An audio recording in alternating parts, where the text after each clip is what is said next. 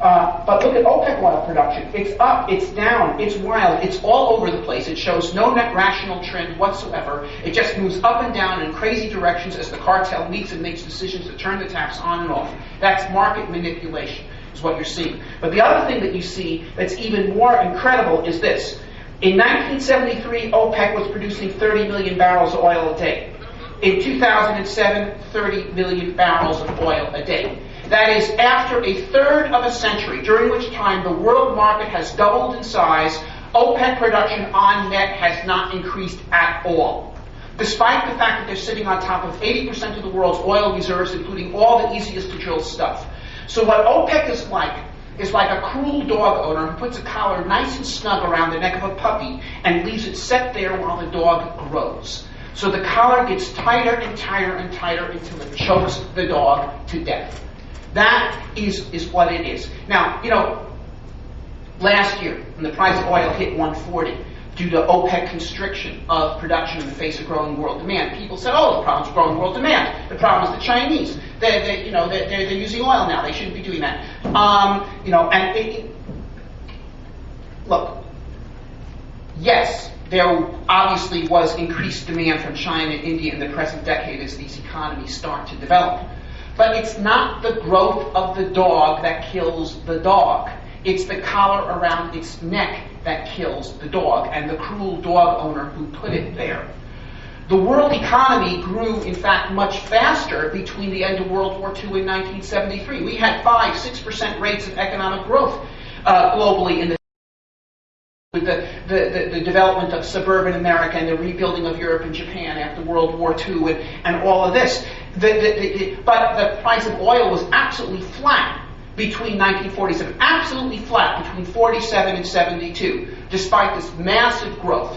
Why? Because at that time, the international oil supplies were under the control of the Seven Sisters. And I don't have a lot of good things to say about the Seven Sisters, the international oil companies, okay? But I'll give them this. Their attitude towards the world economy was the same as an attitude of a utility here in Tucson or somewhere towards their customers, which is to look ahead at what the growing demand is going to be and plan to expand production to meet the needs of their growing market.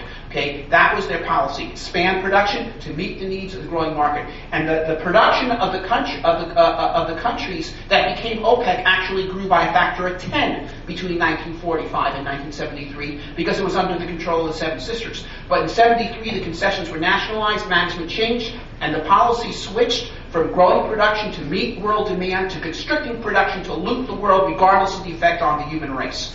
And as a result, the kind of economic growth we had in the post-war period, which lifted millions, hundreds of millions, billions of people out of poverty, okay, stopped. And while we've had occasional moderate economic growth in the periods in 73, it's never been the same since, not roughly comparable. And this is an enormous crime. Could we face another embargo from these people? You bet, except this time it would be much worse, because in 1973 we were only 30% dependent on foreign oil. Now we're 65% dependent on foreign oil. And furthermore, they have much larger financial reserves. They can make it stick a lot longer.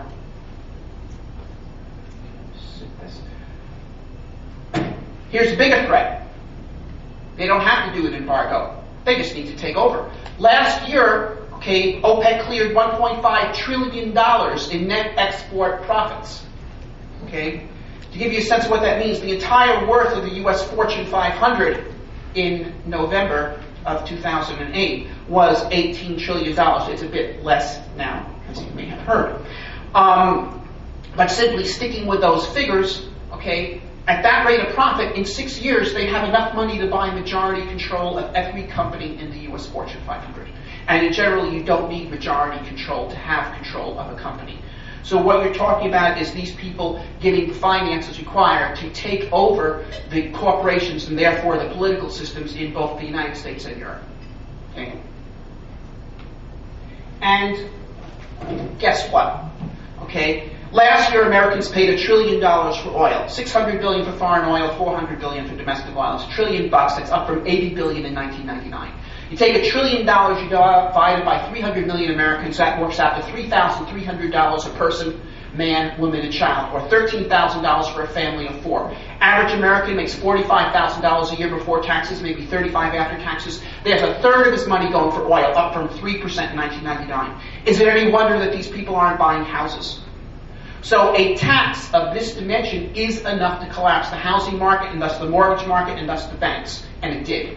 And it did it not just here, but in Europe and Japan as well. You know, there's been a lot of blame for the housing collapse. Oh, it was Barney Frank. Oh, it was Phil Gramm. Oh, it was Bush. Baloney. Okay, Barney Frank, whatever his flaws, did not cause the collapse of the housing market in Germany. Okay, and Bush did not cause the housing market to collapse in Japan. OPEC did. Okay. Now, this situation can be expected to get worse. Okay, because their relative control of world fuel supplies is getting stronger. Here's data from the Institute of the Analysis of Global Security. And what you see here is that compares relative control of world oil reserves in 2002 versus projected in 2020. 2002, the Middle Eastern countries had 71%. By 2020, they'll have 83% of what is left. North America in 2002, 4% will have 1% in 2020. This is why I'm not so keen on drilling in Alaska. I actually favor drilling in Alaska if you want to know. But I don't think it's any answer whatsoever to the situation. Because, look, we're importing 5 billion barrels of oil a year. There's only 16 billion barrels in Anwar. So it's a resource that's worth using, but once you've used it. It's gone. Okay? You're not going to beat these people. It's a strong card to play, but it's one of your last cards to play in a losing hand. You got to do something else. And what we got to do to win this game is to change the Trump suit. You know, bridge, Trump suits, spades beat everything. Okay? Well, it's the same right now with fuels. There's 4 suits. There's oil, coal, natural gas, biomass.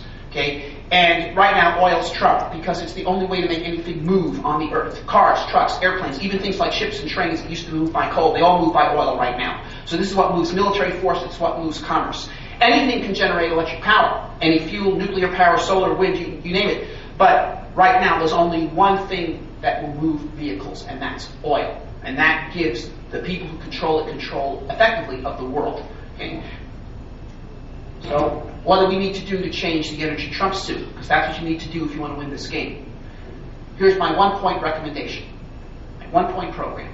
The U.S. Congress should pass a law requiring that every new car sold in the United States be fully flex-fueled.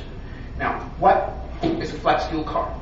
A flex-fuel car is a car that can run on any combination of alcohol or gasoline. The alcohols in question can be methanol or ethanol, and it can be both. Okay? They've been around since the 1980s, in fact.